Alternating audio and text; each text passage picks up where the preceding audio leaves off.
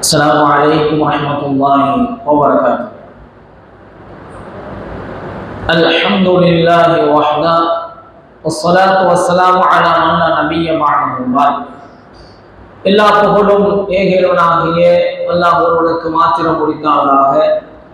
அவனுடைய சாந்தியும் சமாதானமும் நாம் எல்லாம் உயிரிழ மேலாக நேசிக்கக்கூடிய உத்தம சத்திய தூதர் முஹம்மது நபி ஸல்லல்லாஹு அலைஹி வஸல்லம் அவர்கள் மீதும், அவர்களை பின்பற்றி வாழ்ந்த சத்திய சஹாபாக்கள், தபிஈன்கள், தபீன்கள், சுஹதாக்கள், இமாம்கள், நல்லோர்கள் அனைவர்கள் மீதும், இன்னும் உங்கள் மீதும் என் மீதும் ஒட்டுமொத்த இஸ்லாமிய சகோதர சகோதரிகள் மீதும் அல்லாஹ்வுடைய சாந்தியும் சமாதானமும் என்றும் என்றென்றும் நின்று நிலவட்டுமாக பிரார்த்தனை செய்வாய். அன்பார்ந்த இஸ்லாமிய உறவுகளே, நாம் நமது வாழ்க்கைக்கு படிப்பினை தரக்கூடிய அல்லாஹ்வுடைய தூதர் ஸல்லல்லாஹு அலைஹி வஸல்லம் அவர்கள் சொன்ன சில உண்மை சம்பவங்களை தொடர்படியாக நாம் பார்த்து வருகிறோம்.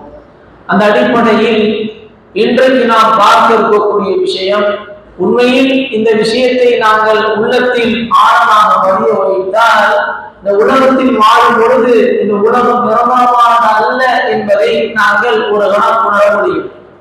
ஏன் இந்த உலகமானது நிரந்தரமான வாழ்க்கை அல்ல. ஒரு நாள் இந்த உலகத்தை விட்டு யாராலும் பிரியத்தான் ஆக வேண்டும்.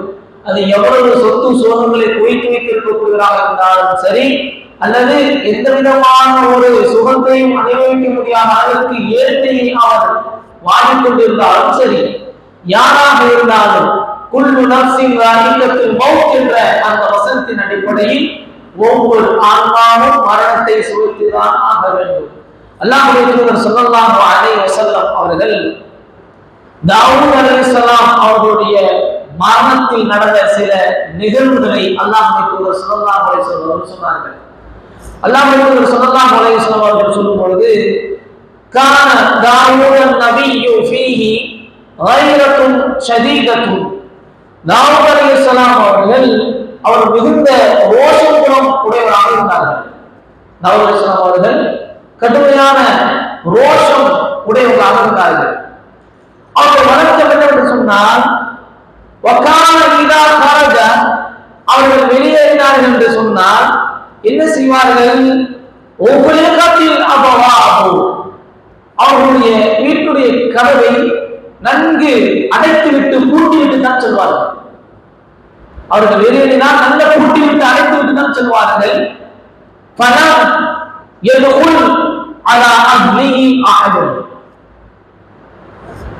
யாருமே உள்ள நுழைய முடியாது, யாரும் உள்ள நுழைய முடியாது.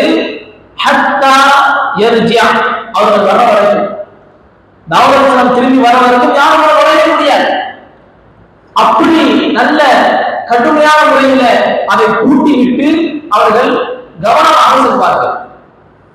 இப்படி செல்லக்கூடிய ஒரு சமயத்தில் ஒரு நாள் தாவூத் அலைஹிஸ்ஸலாம் அவர்கள் வீட்டை நல்ல முறையில் தெளிவாக பூட்டிவிட்டு செல்கிறார்கள். செல்லக்கூடிய அந்த சமயத்துல பார்த்தால் அவர்களுடைய மனைவி யாரோ எதிர்பார்த்து நிற்பது போல் வீட்டில் கதவிலிருந்து எட்டி பார்த்த அந்த மகன் இருக்கிறார். தாவூத் அலைஹிஸ்ஸலாம் மனைவி யாரையோ எதிர்பார்த்து நிற்பதை போன்று அவர்கள் எட்டி பார்த்து இருக்கிறார். அப்பொழுது பார்த்தால் அங்கு என்ன நடக்கிறது? வீட்டில் உள்ளார நடுப்பகுதியில் ஒரு ஆண் நிற்பதை பார்க்கிறார்கள்.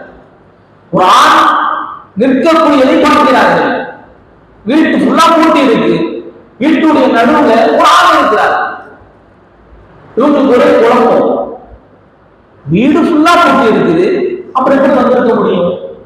தாவூத் அலைஹிஸ்ஸலாமுடைய மனைவி மாணவர்களே நினைச்சுக்கிறாங்க, எங்க பார்த்தாலும் பூட்டி இருக்கிறது, இந்த மனிதர் எப்படி வீட்டிற்குள் வந்தார் என்று அவர்கள் நினைத்துக் கொண்டே அவர்கள் சொன்ன வார்த்தை, அவர்கள் அந்த நபரிடத்தில் சொல்கிறார்கள், நிச்சயமாக தாவூதை நீ கேவலப்படுத்த அவர்கள் விடமாட்டாய் போனது என்று அவர்கள் கேட்கிறார்கள். அந்த மனிதர் நின்றுட்டு இருக்கிறார். தாவூத் அலைஹிஸ்ஸலாம் என்ன செய்யறாங்க? திரும்பி வீட்டுக்கு வராங்க. வீட்டுக்கு வந்து அவர்கள் வீட்டை திறக்கிறார்கள். அப்பயும் அந்த மனிதர் ஓடல, நடுவுல நிற்கிறார். உடனே தாவூத் அலைஹிஸ்ஸலாம் அவர்கள் கேட்கிறார்கள். ஃபகால தாவூத் அலைஹிஸ்ஸலாம் அவர்கள் கேட்கிறாங்க, யார் நீ? யார் நீ? தாவூத் கேட்கிறார்கள், யார் நீ என்று கேட்கும் பொழுது மனந்த், அவர் சொன்ன வார்த்தை அல்லாஹ் அக்பர்.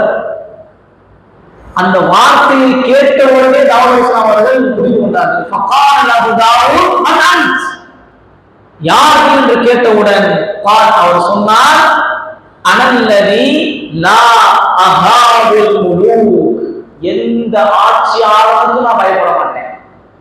அப்படிப்பட்ட மனிதன் நான், அப்படிப்பட்ட மனிதன் நான்.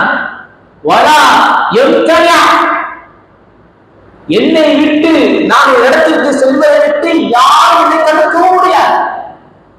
நான் எந்த இடத்துக்கு நான் செல்லலாம், யாருக்கும் என்ன செய்ய முடியாது, தடுக்கவும் முடியாது என்று இந்த வார்த்தையை கேட்டவுடன் ஃபகால தாவூத் அலைஹிஸ்ஸலாம் சொன்னார்கள், அந்த வல்லாஹி இதன், அப்படின்னு சொன்னா நீங்கள் சொல்லக்கூடிய விஷயத்தில் உண்மையாக இருந்தால் மலக்குல் மௌத், நீங்கள் வந்திருப்பது மலக்குல் மௌத் தான் என்று சொல்லிவிட்டு சொன்னார்கள், மர்ஹபன் பி அம்ரில்லாஹ், அல்லாஹ்வுடைய கட்டளை நிறைவேற்ற வந்த மலக்குல் மௌத் உங்கள் வரவு நல்வராகட்டும். எப்படிப்பட்ட வார்த்தையை பாருங்க. இன்னைக்கு நம்மளால வார்த்தையை சொல்ல முடியுமா? எப்படிப்பட்ட வார்த்தையை சொல்றாங்க? அல்லாஹ்வுடைய கட்டளையை நிறைவேற்ற வந்திருக்கக்கூடிய மலக்குல் மௌத் அவர்களே, உங்களுடைய வரவு நல்வராகட்டும் என்று சொல்லிவிட்டு தாவூத் அலைஹிஸ்ஸலாம் அவர்கள் எங்க மரணிக்க வேண்டும் என்று ஆசைப்பட்டார்களோ அந்த இடத்திற்கு வேகமாக போறாங்க. அந்த இடத்துக்கு வேகமாக போறாங்க. அந்த இடத்திற்கு தாவூத் அலைஹிஸ்ஸலாம் அவர்கள் சென்றதற்கு பிறகு மலக்குல் மௌத் அவருடைய கடமையை சரியான முறையில் செஞ்சு முடிக்கிறார். உயிர் கைப்பற்றப்படுகிறது. உயிர் கைப்பற்றப்பட்ட பிறகு சமகாலத்தில் வாழ்ந்த சுலைமான் அலைஹிஸ்ஸலாம், சமகாலத்தில் வாழ்ந்த சுலைமான் அலைஹிஸ்ஸலாம் அவர்கள் என்ன செய்கிறார்கள் என்று சொன்னால், இப்போ அவங்க சொல்றாங்க, சூரியன் உதயமாகிறது. சூரியன் உதயமானதற்கு பிறகு சூரியன் உதயமாயிடுச்சு.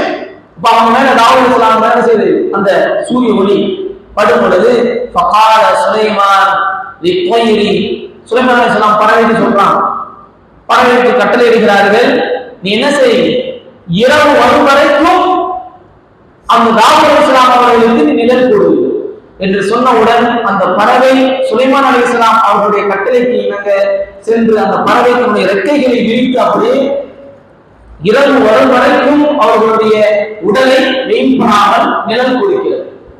பிறகு இரவு வந்ததற்கு பிறகு சுலைமான் அலைஹிஸ்ஸலாம் அவர்கள் சொன்னார்கள், உனது ரெக்கைகளை நீ கொஞ்சம் கொஞ்சமாக ஒன்றன் பின் ஒன்றாக ஜனாஹன் என்ன செய்ய, நீ கொஞ்சம் கொஞ்சமாகவே நீ மடக்கிக் கொள் என்று சொன்னவுடன் அந்த பறவையும் என்ன செய்தது, மடக்கிக் கொண்டது. அபூ ஹுரைரா ரலியல்லாஹு தஆலா சொல்றாங்க, அவங்க சொல்லும்போது, யுரீனா ரசூலுல்லாஹி ஸல்லல்லாஹு அலைஹி வஸல்லம் கைஃப ஃபஅலத் கோல், அந்த பறவை எப்படி செஞ்சிச்சு அப்படிங்கறது அல்லாஹ்வுடைய தூதர் எங்களுக்கு அப்படியே செஞ்சு காமிச்சாங்க. கையை அப்படியே அகலமாக வைத்து கொஞ்சம் கொஞ்சமாக இவ்வாறுதான் அந்த பறவை தனது ரெக்கைகளை மூடிக்கொண்டது என்பதாக அல்லாஹ்வுடைய தூதர் சொன்னதாக அபூ ஹுரைரா ரலியல்லாஹு தஆலா அவர்கள் அறிவிக்கிறார்கள். இந்த செய்தி அஹ்மதின் 9432வது ஹதீஸாக பதிவு செய்யப்படுகிறது. ஆனால் இஸ்லாமிய சொந்தங்கள் என்பவர்களே, இது நாம் விளங்க வேண்டிய விஷயம் என்னவென்று சொன்னால், மலக்குல் மௌத் சொன்ன வார்த்தை, நான் யாருக்கும் பயப்படுவதில்லை, யாரும் என்னை என்ன செய்ய முடியாது, நான் வருவதை விட்டும் தடுக்க முடியாது. அப்போ எந்த இடமாக இருந்தாலும், எந்த உச்சத்திற்கு சென்றாலும், எந்த கோட்டைக்குள் அமர்ந்திருந்தாலும் மரணம் என்று வரும் என்றால் அதை யாராலும் தடுத்து நிறுத்த முடியாது.